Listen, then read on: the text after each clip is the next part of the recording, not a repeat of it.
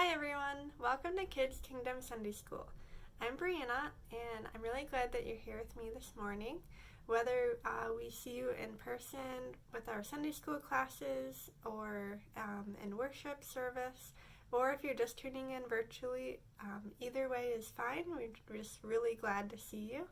And if you do have time to stop by the church, we do have craft packets on the porch every Sunday that you can pick up, and you can have fun doing those activities after you follow along with this video. So I hope everyone's been having a good summer, and I'm really excited to talk about this Bible story today. And first I'm going to go over our faith word for the month. So this month our faith word is courage. And courage means that even when you're scared or you have fear about something, you stay strong and you get through it any way that you can, and that's kind of what courage is. And it's hard to have courage because sometimes it is scary to do something. And we're going to be talking about a few people in the Bible that are really good examples of people that listened to God and found strength through Him, and they were able to be courageous. So our memory verse for today is Psalm chapter 7, verse 14. And that says, "Hope in the Lord, be strong. Let your heart take courage. Hope in the Lord." And I really like this memory verse because it's a good reminder that whenever you're feeling down or weak or fearful, that God is going to be there and you can let your heart take courage. So He will give you strength to get through whatever you're going through. So this week, our Bible story is actually an entire book in the Bible. So it's very long, or it's actually a short book, but it's not just a couple verses. So I have here the New Revised Standard Version Bible, and you can see here it's the book of Ruth, and it's really these 2 pages and the next 2 pages, and that's it. So that's the entire book of Ruth. So I would suggest if you do have a Bible at home, or if you don't have a Bible, you can look it up online and have someone help you with that. But have someone read through the book of Ruth with you. And I'll just do a quick summary of the story that's in this book, and then we can talk about it a little bit. But feel free to pause the video if you do want to read the whole book first. But today in this Bible story, there's a woman named Naomi, and she lived in a country called Moab with her husband. And they had 2 sons, Mahlon and Chilion. Her sons were married, so they both had wives. One of the wives' names was Ruth, and the other was Orpah. Now Naomi, unfortunately, her husband died, and then about 10 years later, both of her sons also died. And without the men in the family, it was very difficult to run the farm and to maintain their land. And in that time, women could not continue to own the land if they didn't have a husband. So because the men in the family had passed away, Naomi decided to go back to her own family in Bethlehem. So she told both of her daughters-in-law to each return to their own families. Orpah decided to do that, and she went back to her family, but Ruth decided to stay with Naomi. And Ruth says, "Wherever you go, I will go. Your God will be my God." And you can find that in chapter 1, verse 16. And this was very, very loyal of her to do that. So Naomi and Ruth went back to Bethlehem together. And once they got there, Ruth was looking out for them both, and so she began to gather grains and extra food from this field who was owned by a man named Boaz.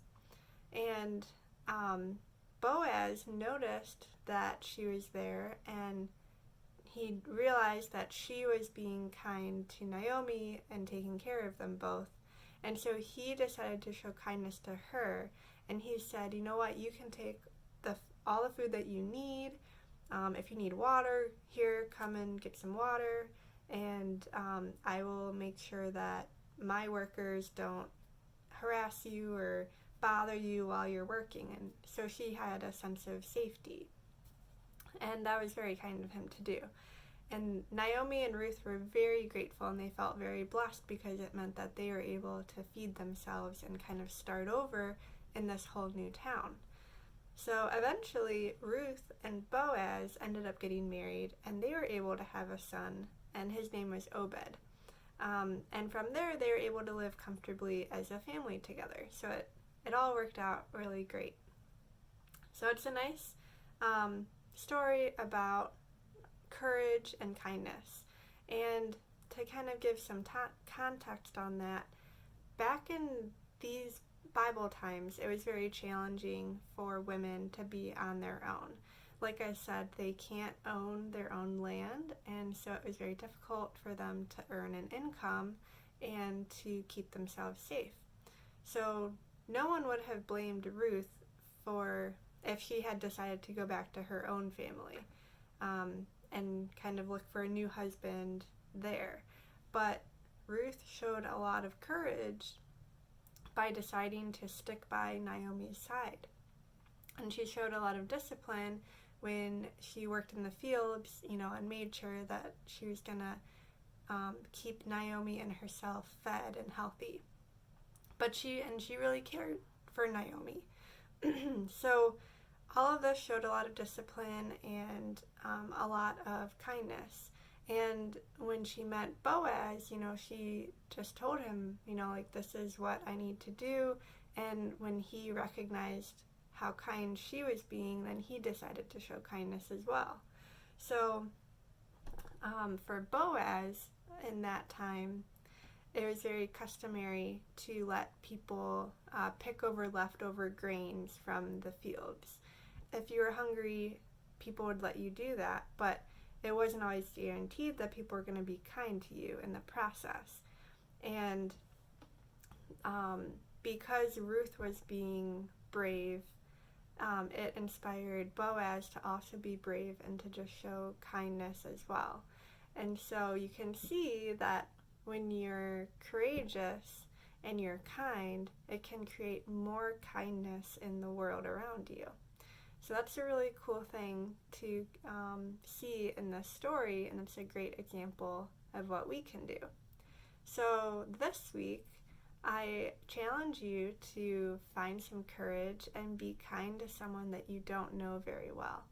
It's very easy to be kind to people that you know, such as your best friend or your family member, but it's really hard to do that when it's someone that you don't know who they are, you don't know exactly how they might react. But I would say that most of the time, if you start the conversation with kindness, that you will receive kindness back. And it might inspire that person to be kinder to the next person.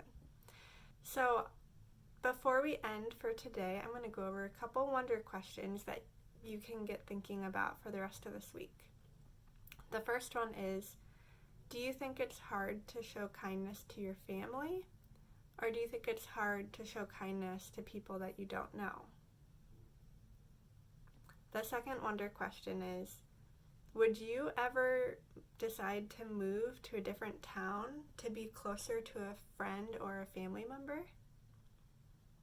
And I think that would be very hard. But if you're especially loyal to someone, I think it might be worth it. The third wonder question is, when has someone else been a loyal friend or family member to you? And our last wonder question is, what do you do to show that you are a loyal friend or family member to others?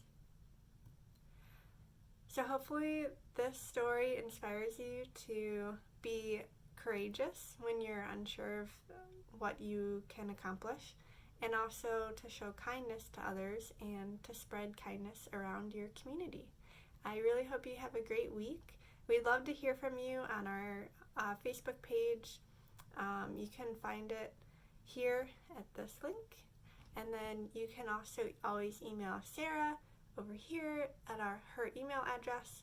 And if you have any questions or anything that you want to share with us, we'd love to hear it. Have a great week, and I will see you next time. Thanks. Bye-bye.